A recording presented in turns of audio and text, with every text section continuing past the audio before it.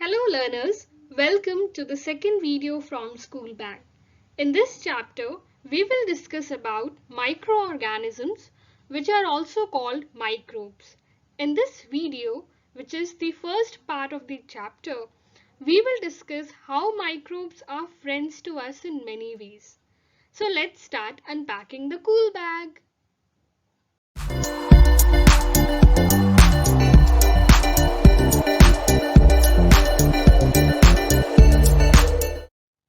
Friends, as we are facing this corona pandemic, I feel this chapter is very important to us. We get to know what causes different diseases, how they are transmitted, and how they can be prevented. So let us have a quick look on the chapter outline.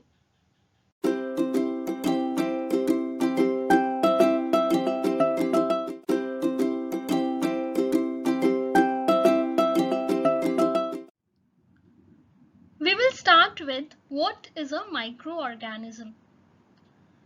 The living organisms which cannot be seen with our naked eyes but are visible under a microscope.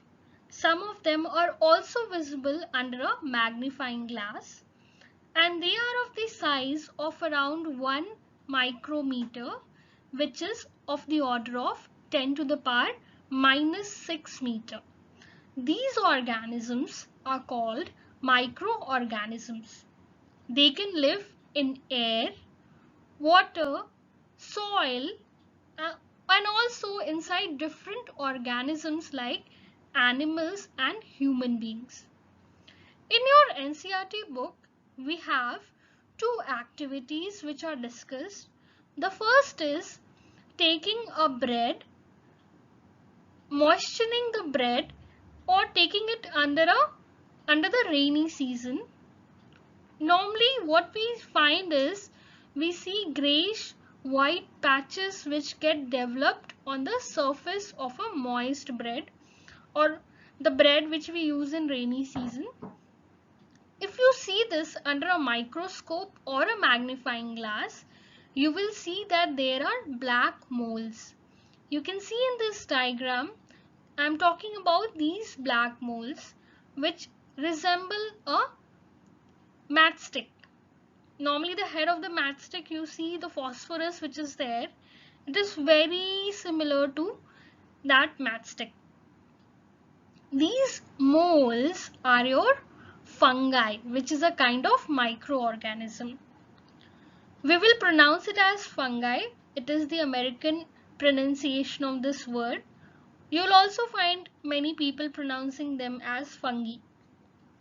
So these are fungi, and the most common fungi are Rhizopus and Aspergillus.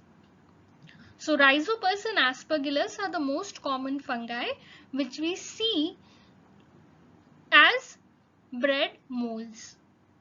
The second activity which is discussed is seeing pond waters come under a microscope, which we will be discussing in the next slide.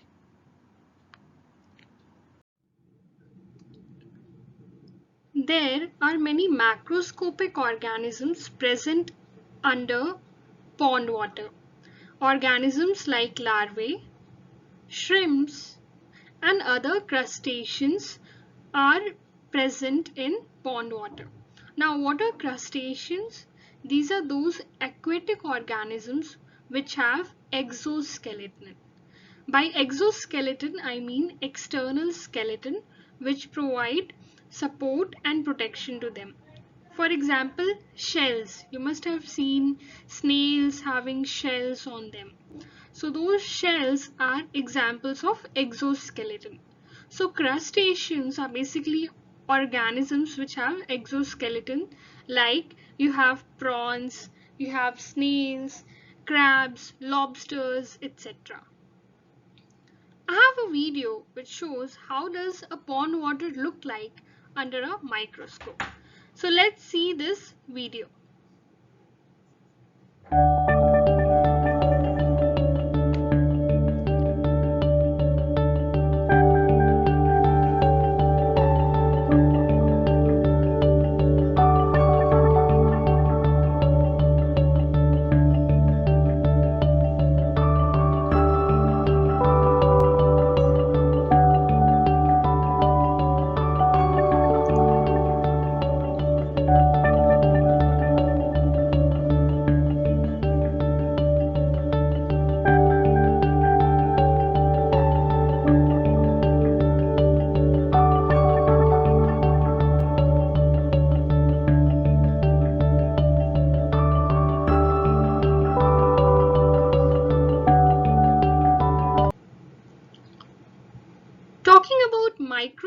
aquatic organisms, we have a large number of microorganisms from both plant and animal kingdom. We have seen that pond water is green in color. Now that greenish tinge is provided by Nostac and Anabaena bacteria, which belong to the family of cyanobacteria. So Nostac and Anabaena are very common bacteria which is present in pond water, and they give green color to pond water. Algae, these are microorganisms from the plant kingdom, and the common algae that we have in the pond water are Euglena, Chlamydomonas and Spongomonas. We also have protozoans like amoeba, paramecium and other ciliates. What are ciliates? Any organism which contains cilia are called ciliates, and cilia is hair-like projection which is present in amoeba and paramecium. Also, we find hydras inside pond water. This slide is not important for examination point of view, but as it is an activity given in your NCERT book, we felt it is quite important to let know what common microorganisms you can find under pond water. Let us now see the different types of microorganisms. The first one is bacteria. Bacteria are single-celled and prokaryotic. What do we mean by prokaryotic? These are those organisms which do not have a nucleus or any membranous organelle, for example, mitochondria. So these are those organisms which do not have a nucleus. Opposite of prokaryotic is eukaryotic. Eukaryotic organisms are those organisms which have nucleus. So when we talk about bacteria, these are single-celled and prokaryotic. They mostly live in colonies. Common examples are spiral bacteria, which are these red ones, and rod-shaped bacteria, these green ones in the diagram. Common diseases which they cause are typhoid and tuberculosis. We have discussed these diseases in detail in the coming slides. The next type of microorganism is fungi. Fungi are multicellular. They mostly live in colonies. Common examples are bread mold, as we have already seen this, penicillium and aspergillus. Common diseases caused by them are athletus foot and ringworm. And if you see, most of the skin diseases are caused by fungal infections in the human body.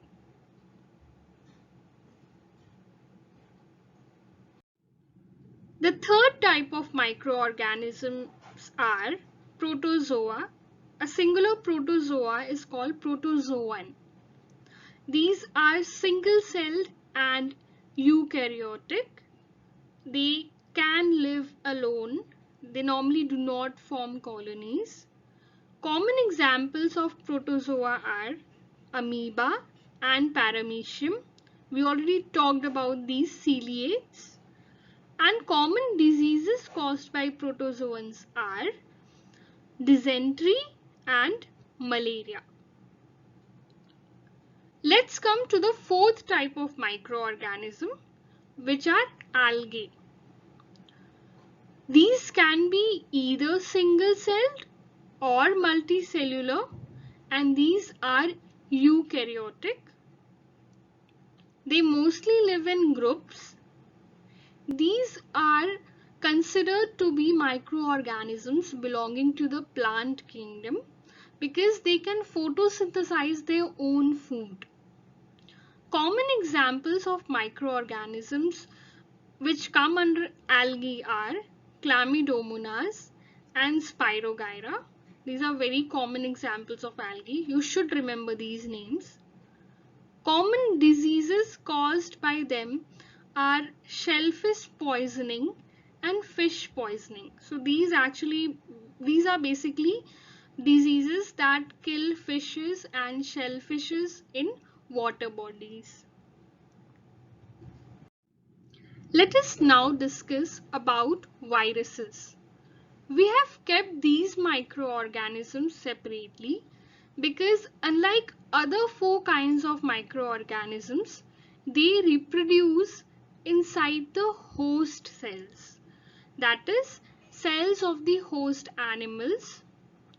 These host animals can be bacteria, plants, or animals.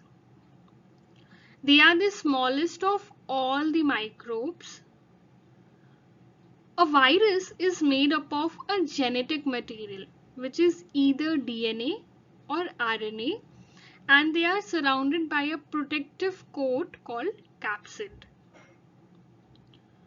Common viral diseases are cold, influenza, polio, and chickenpox. Viral diseases can be both contagious. Contagious diseases are those diseases which can communicate from the infected person to a healthy person. These are communicable diseases. We will be discussing more about them in the coming slides.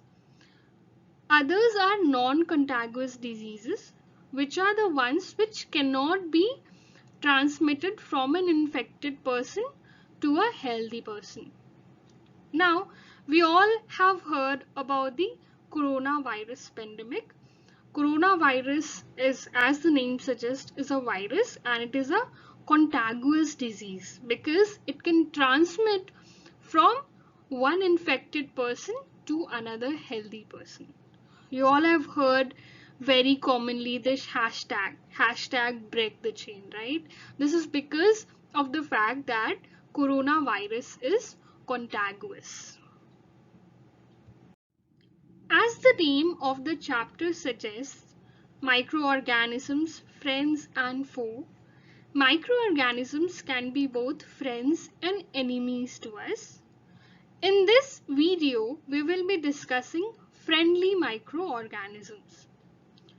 Let's start with the first one. You all have seen that we make curd at home. And how do we do that? We essentially take milk and put a small amount of curd in it. Now the curd that you put inside milk contains a bacteria called lactobacillus. Okay, it's a singular bacteria, so we are calling it as a bacterium.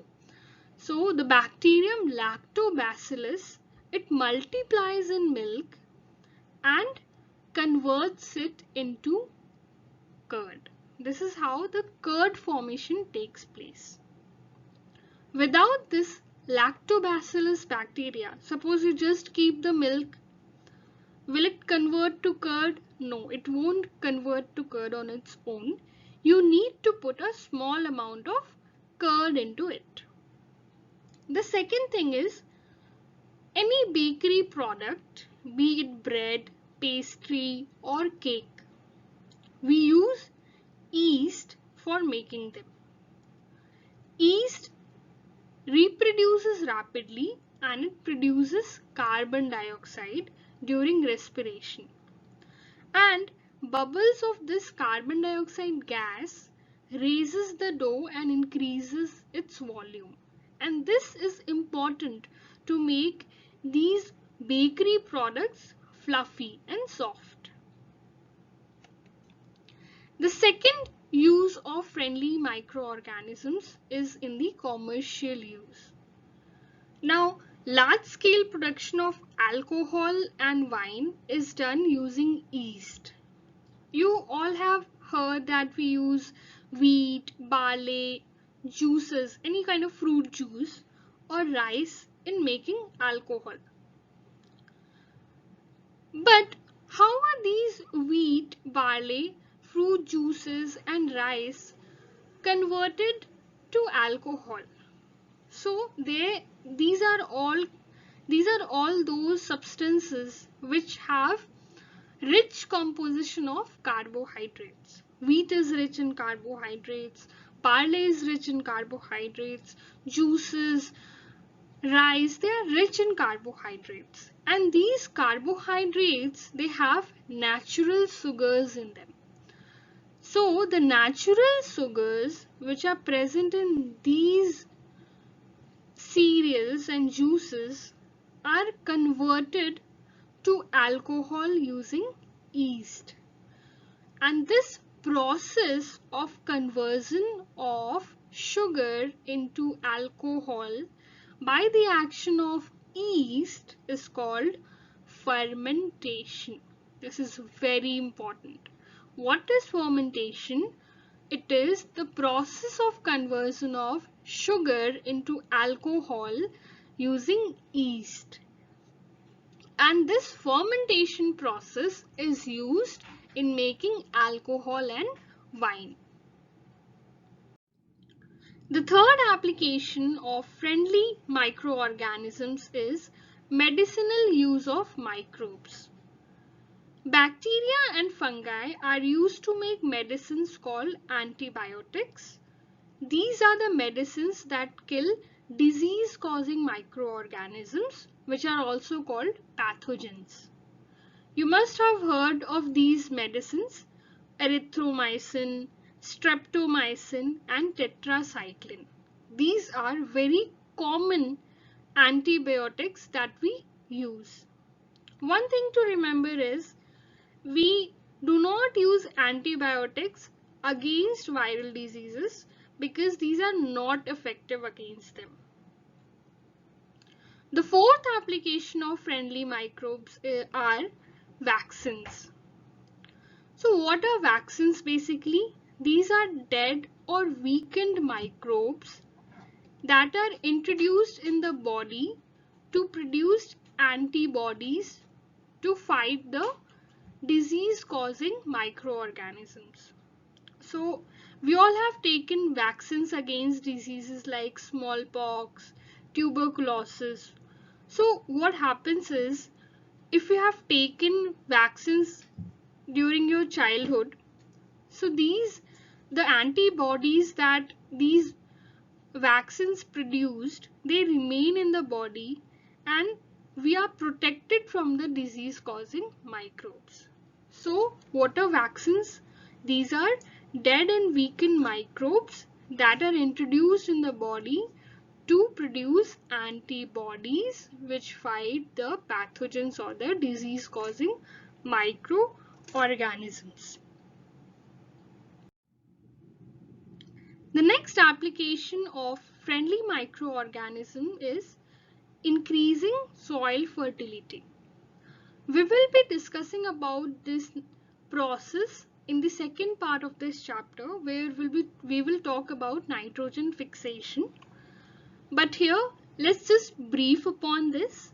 There are microorganisms like bacteria, example rhizobium, and algae like blue-green algae, which convert atmospheric nitrogen to nitrogenous compounds like ammonia and nitrates. And why do we need to convert this atmospheric nitrogen to this nitrogenous compounds? Because these can be absorbed by the plants from the soil in this form only. So this process of conversion of atmospheric nitrogen to nitrogen compounds is called nitrogen fixation. And this is done by microorganisms like rhizobium and blue-green algae. The last application of friendly microbes is they are used for cleaning the environment. So microbes, they decompose plants and vegetable waste and they convert them into manures. These manures are used by the plants. So what they do is they are degrading the harmful and smelly substances and they are converting them into manures, and in a way they are cleaning the environment. Dear learners, thank you so much for attending our class. If you have any queries, please feel free to drop your questions on our official Gmail ID, which is school.bag9295@gmail.com. You can also comment all your questions in the comment box.